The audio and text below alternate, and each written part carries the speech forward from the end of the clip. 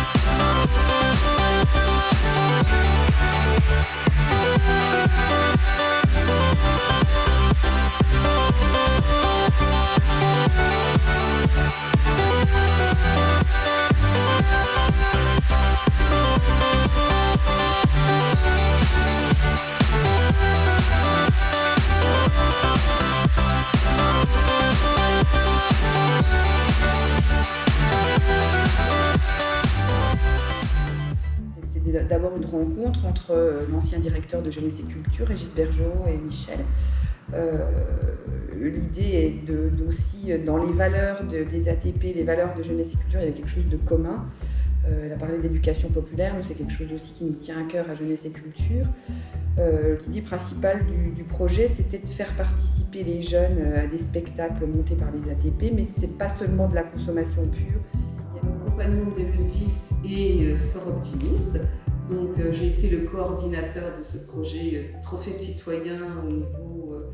alors pour justement le club des Sœurs Optimistes, fédérant beaucoup l'association pour les aveugles, et étant compagnon d'Eleusis, quand on nous a proposé le trophée, je me suis dit que ça pouvait être une bonne occasion de travailler avec des malvoyants. Comment faire en sorte que les jeunes, souvent consommateurs de clubs sportifs et autres associations culturelles, soient les bénévoles de demain? C'est la création d'un reportage vidéo pour expliquer et valoriser le monde associatif. Le fait de participer au trophée citoyen nous a permis de mieux nous faire connaître, de mieux faire connaître France Bénévolat, tant au niveau du monde associatif qu'auprès du grand public. On a engagé un travail, c'est grotesque de dire il est terminé parce que la date est passée, ça n'a aucun sens. Donc nous, notre façon de dire le trophée, il a servi à quoi? Il a servi à nous donner de très belles habitudes. C'est toujours un grand enrichissement, parce que on découvre, on côtoie les associations, on fait des rencontres avec des bénévoles qui sont vraiment remarquables, vraiment formidables au niveau de leur engagement. Le projet qui consiste à aller vers d'autres associations, c'est justement d'envisager les problèmes avec des partenaires, donc voir ces problèmes différemment, sortir de problématiques qui soient spécifiques à l'association pour justement les unir à d'autres et éventuellement trouver d'autres solutions.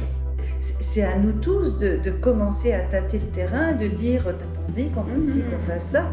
Et puis les trophées sont une bouffée d'oxygène qui peut aider un projet plus ambitieux de voir le jour au-delà des occasions du quotidien, parce que ça s'appelle tout simplement vivre ensemble. C'est une belle expérience et que les associations justement arrivent à travailler ensemble et ne sont pas en concurrence comme quelquefois on peut le voir. Ça peut être que enrichissant pour chaque association. On a toujours quelque chose à découvrir, à développer, à entendre, pour se dépasser. Les autres. C'est une façon de décloisonner les spécialités aussi. C'est ça. Je veux dire, c'est tellement facile de continuer à travailler sur le même axe, par exemple, entre les associations culturelles, entre les associations sportives, caritatives, etc. On n'a pas de pont naturel. Donc ces ponts, il faut les fabriquer, il faut les faire. Et le trophée citoyen correspond exactement à sa nécessité.